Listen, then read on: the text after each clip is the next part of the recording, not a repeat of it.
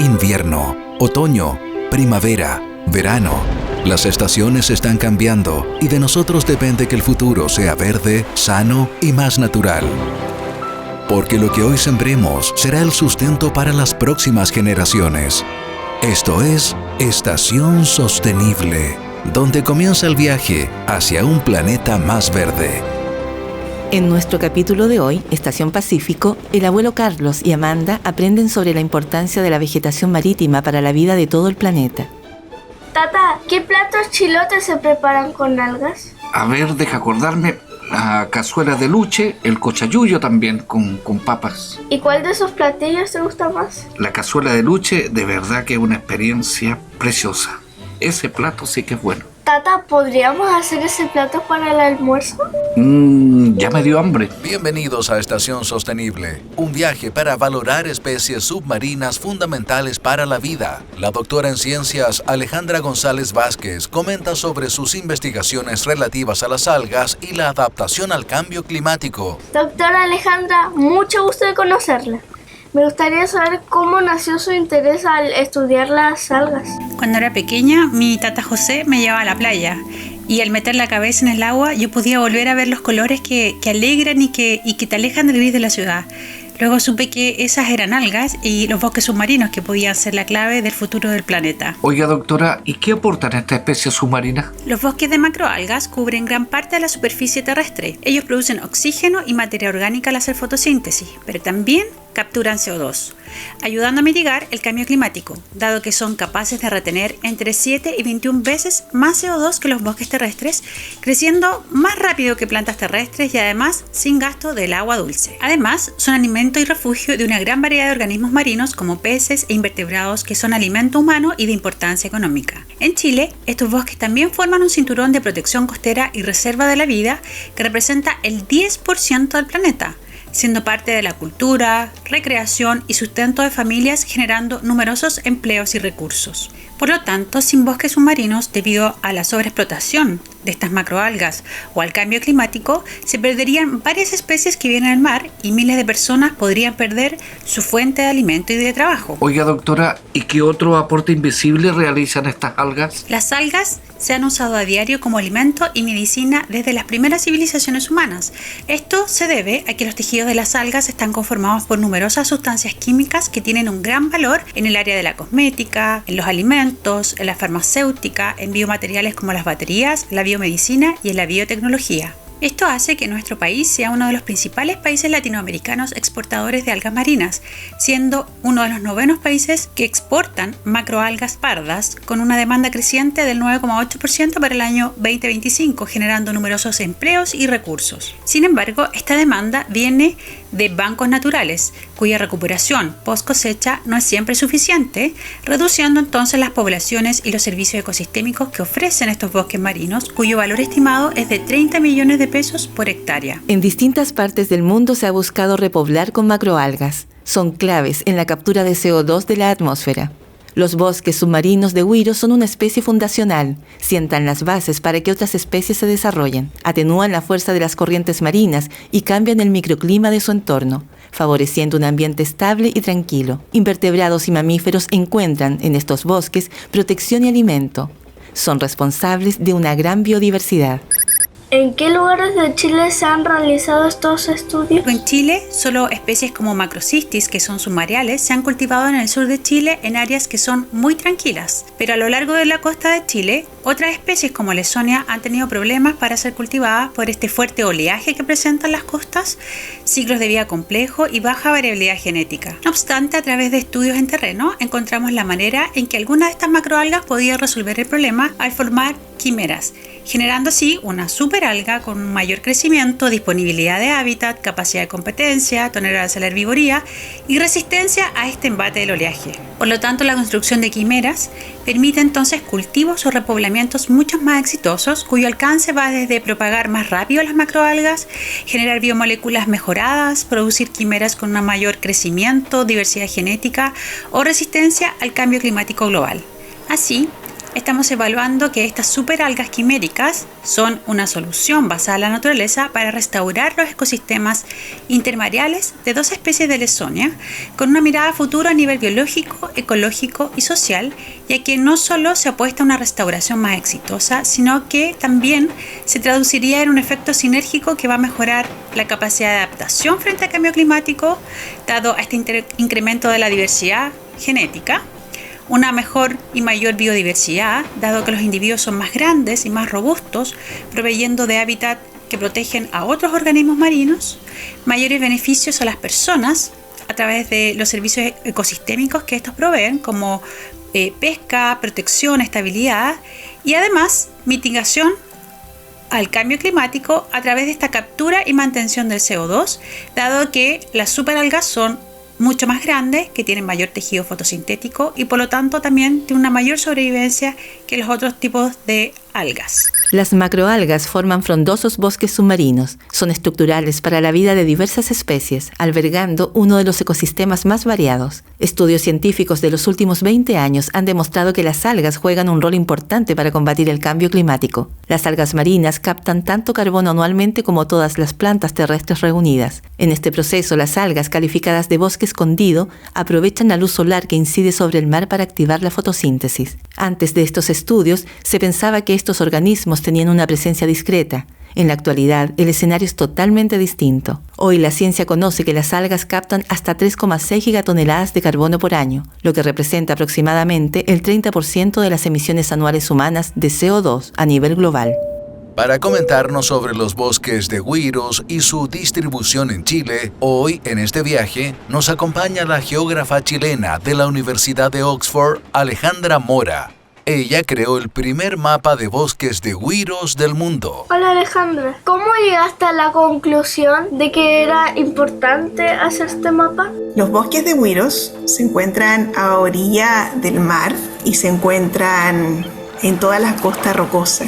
Y tú la puedes ver desde la orilla del mar, esos campos de güirales que están moviéndose con las olas y las mareas y las corrientes. Pero visto desde la orilla, es muy difícil determinar dónde están. Hay que verlos desde arriba. Entonces, lo que traté de hacer fue identificarlos con imágenes satelitales para poder hacer este mapa para saber dónde estaban en peligro, dónde eran los lugares que eran propicios para ser protegidos y también dónde estaban los lugares que habían permanecido por más tiempo en los mismos lugares. Estos güiros, cuando están en el mar, están sujetos a las rocas, a la orilla del mar. Crean unas estructuras así como en forma de bosque, y adentro del bosque hay muchos organismos que están viviendo, que se están alimentando, que se ven protegidos dentro de este bosque.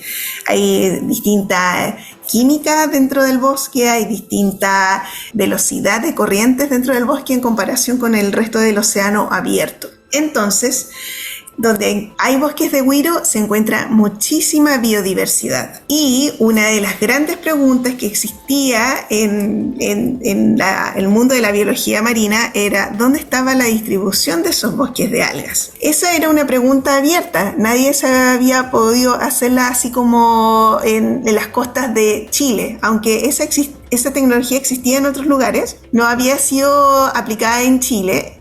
Comencé a trabajar con imágenes satelitales para poder ver si con esas imágenes satelitales podía ver los bosques de güiros. Con esa tecnología puedo ver bosques de güiros gigantes. Ya son todos esos güiros que tienen como pequeñas bolitas de aire que se llaman aerocistos, que mantienen como al güiro erguido y que forma como una especie de dosel en la superficie del mar. Y usando imágenes satelitales entonces pude ver este mapa, y con este mapa esta forma de hacerlo era tan automática que lo pude replicar en distintos lugares del mundo, y con eso pude identificar dónde estaban esta distribución de güiros gigantes en todo el planeta. Son tan importantes en términos de biodiversidad como lo son los corales en las latitudes tropicales. Y también son importantes porque además de sustentar una enorme cantidad de vida, también son mitigadores del cambio climático porque absorben una enorme cantidad de dióxido de carbono donde hay huirales, existe espacios de protección, de refugio, de reproducción, de múltiples organismos, así desde pececitos hasta cangrejitos, hasta aves marinas, hasta lobos marinos, hasta delfines que viven en el huiral. Además, contribuyen a los ciclos químicos naturales, por ejemplo, el ciclo del carbono, porque absorben el CO2 de la atmósfera y lo transforman en carbono, y que en algún porcentaje se termina sepultando en el fondo del mar, al lado de los huirales, las partes más donde están los sedimentos de arena, y en algunos casos terminan sepultados ahí y ya no vuelven a la atmósfera. Por lo tanto, secuestran carbono de una manera, de cierta manera, contribuyendo a la mitigación del cambio climático. Pero también cuando uno huele como ese olor fuerte a descomposición de algas en la orilla de la costa, es porque esas alguitas están liberando algunos componentes derivados del azufre. Y esos van a ser, cuando llegan a la atmósfera, arriba, se transforman en pequeños nucleótidos de nubes.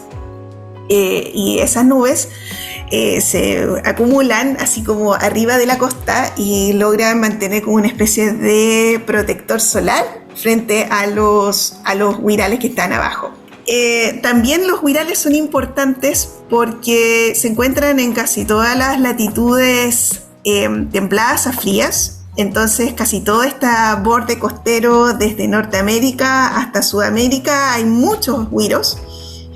Y hay una teoría que dice que los primeros humanos que llegaron al continente americano desde el norte, desde el estrecho de Bering, fueron avanzando hacia el sur, en lo que se llama la teoría de la carretera de las algas, porque era bastante más sencillo poder ir mariscando en la orilla todos los animales que están adentro de un huiral, y además usar el mismo huiral como alimento y como medicina, en vez de meterse más como en tierra y acostumbrarse a los distintos climas y ecosistemas. Por lo tanto, como que hubo una expansión del poblamiento americano mucho más rápido por la orilla del mar. Entonces, eso también está asociado con formas de vida costeras.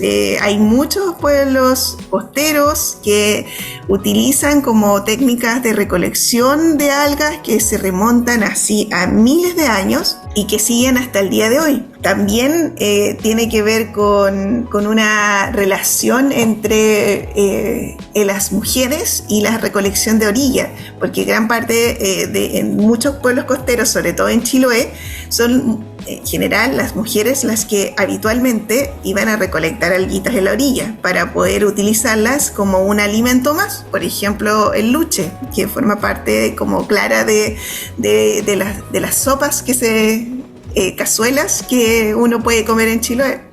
Así que hay muchas cosas por las cuales los bosques de algas son muy importantes y deberíamos cuidarlos y protegerlos y cuidarlos. También, por último, es importante decir que donde hay bosques de algas también existen como nuevos caminos, horizontes para la ciencia y la tecnología. Entonces, para la diversificación como de los huirales como una forma de alimento, también de medicina, lo fue en el pasado, pero también lo puede ser en el futuro. Pero lo más importante es poder cuidar este hermoso ecosistema. También es importante decir que es muy hermoso, así cuando uno va buceando, te metes bajo el agua con un snorkel o buceas, te puedes encontrar con una hermosísima diversidad alrededor tuyo. Entonces tiene también el valor estético y poético de estar en un bosque submarino. Estaba pensando que haciendo este mapa, ¿cómo ves la distribución de los güiros en el mundo? Es importante aclarar que yo no veo todos los güiros del mundo, sino que veo los güiros gigantes, esos güiros que están así como afirmados en las rocas y que tú puedes ver en la superficie. No son todos los güiros en realidad, sino que es esta que se llama en su nombre científico Macrocystis pirífera. Hay muchas otras especies de güiros que están bajo el agua y que las imágenes satelitales no los alcanzan a detectar. ¿Ya? Entonces eso también forma parte de lo desconocido y como del límite de lo que podemos alcanzar con nuestra actual ciencia y tecnología. Aún tenemos mucho que avanzar para poder hacer mapeo bajo el mar. Pero, habiendo dicho eso, la distribución del güiro gigante en el mundo tiene una distribución en general subantártica. ¿Qué quiere decir subantártica? Que son las latitudes del sur de Sudamérica, o sea, desde la Patagonia hasta el sur de Argentina, las Islas Malvinas, las islas de South Georgia, después Tristán da Cunha, que está en el Océano Atlántico, el sur de Sudáfrica, después un salto a una isla que está en medio del Océano Índico, que se llama Islas Kerguelen. Luego sigue hasta Australia y el sur de Nueva Zelanda. Entonces es una distribución en general que está alrededor del océano austral. Y también hay una parte de estos bosques que se encuentra en la costa oeste de Norteamérica, entre México, Estados Unidos, Canadá y Alaska.